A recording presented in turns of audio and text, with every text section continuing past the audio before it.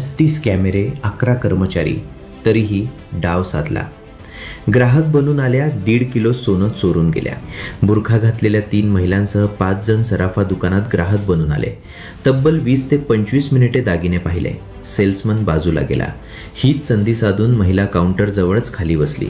फाटकातून हात घालून सोन्याचा बॉक्स अलगद बाहेर ओढला आणि बुरख्याखाली लपवत दुकानातून पळ काढला. धक्कादायक बाब म्हणजे 36 कॅमेरे, 11 कर्मचारी असतानाही 5 जणांच्या टोळीनं डाव साधला आणि जवळपास 1.5 किलो सोन्याचे दागिने घेऊन पसार झाले. छत्रपती संभाजीनगरातील सराफा बाजारात भर दिवसा घडलेल्या या घटनेनं खळबळ उडाली. छत्रपती संभाजीनगरमधील सराफा बाजारात विश्वास ज्वेलर्स हे दुकान आहे.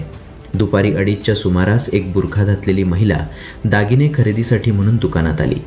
घरची मंडळी येत आहेत असे सांगत तिने आधी दुकानाची पाहणी केली. काही वेळाने तिच्यासोबत आणखी 2 महिला आल्या. कानातले पाहिजे म्हणून त्या वेगवेगळे डिझाईन पाहू लागल्या. तेव्हा मास्क घातलेले 2 पुरुष देखील त्यांच्या मागोमागच दुकानात आले. दुकानात आल्यानंतर 5 जणांच्या टोळीने जवळपास 20 ते 25 मिनिटे दागिने पाहिले. त्यानंतर दुकानातील हालचालींचा अंदाज घेतला.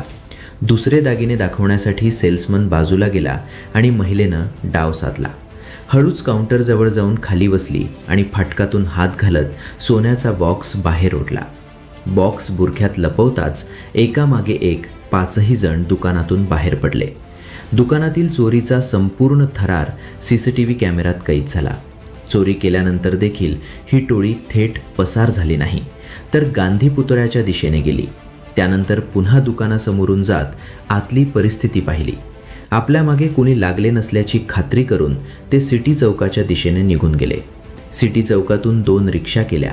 3ही महिला एका रिक्षात तर दुसरीत 2 पुरुष बसले आणि एक रिक्षा गुलमंडी मार्गे तर दुसरी खडकेश्वर मार्गे निघून गेले.